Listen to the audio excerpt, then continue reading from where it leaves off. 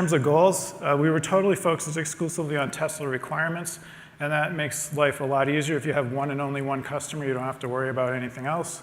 One of those goals was to keep the power under 100 watts so that we could retrofit the new machine into the existing cars. We also wanted a lower part cost so we could enable full redundancy for safety. At the time, we had a thumb-in-the-wind estimate that it would take at least 50 trillion operations a second of neural network performance to drive a car, and so we wanted to get at least that much, and really as much as we possibly could. Batch size is how many items you operate on at the same time. So for example, Google's TPU-1 has a batch size of 256, and you have to wait around until you have 256 things to process before you can get started.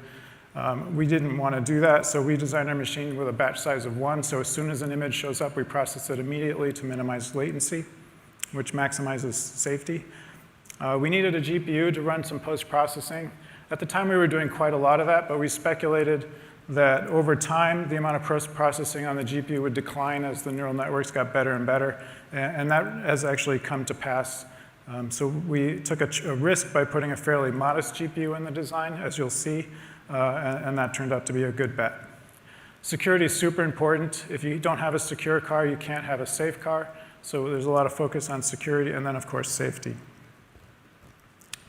In terms of actually doing the chip design, as Elon alluded earlier, there was really no ground-up neural network accelerator in existence in 2016. Everybody out there was adding instructions to their CPU or GPU or DSP to make it better for inference, but nobody was really just doing it natively.